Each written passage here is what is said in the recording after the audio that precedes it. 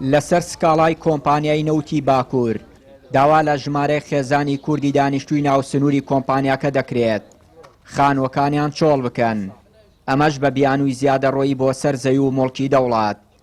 ئەوان زیاتر لە 280 خێزانن. دوای ڕوخانی ڕژێمی بەعەز لەو خانوانەی کۆمپانیای نەوتی باکوور نیشتەجێن.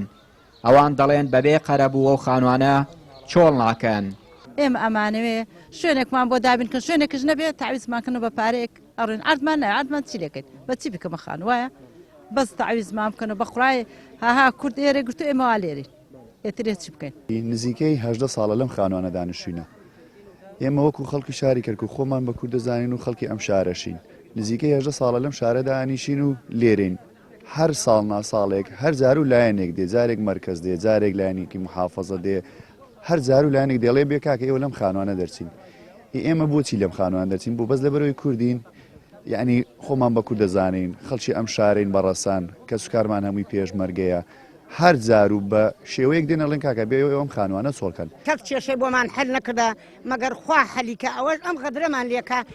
من یەکێکی خۆمم دایک شەیدم دامەتە دەستخواوە خێر لە خۆی نادینێ بڕێ بۆ ئێستا من بۆ چۆ بڕۆم بە سێ ماڵەوە بۆ چۆ بڕۆم شێت چۆر هەموو شتێکم هەیە چۆن بۆ چۆ بڕۆم من ها بۆ چۆ بڕۆم خوا لەسەر حەق نییە خوا حەقی دانە ناوە ئەگەر حەق دانە شتێکمانداتی بخۆمانە چینە ناوی تر کەس حەقی کەس ناگری وانێ باوکم ئێمەش عێراقین کاکە ئێمەش عێراقین ئێمەش بسوورمانین ئێمە لەگەر عارەب و شیعەیە براین لەگەڵ تورکمانە براین چەند ساڵە معنای نییە ئێمە جیاوکرا بڕۆ لە بەغا و هەموو تەجاوزتە هەیە لە دنیا تەجاوزێ بۆ گرگرگرگر ئاراونەتێ.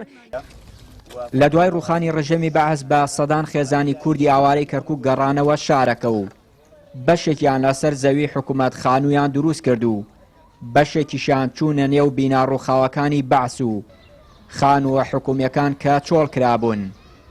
پەرلەمانتارێکیش دەڵێت دەبوو ئیدارە یەک لە دوای یەکەکانی کەرکووک کێشەی ئاوارەکانیان چارەسەر بکردایە.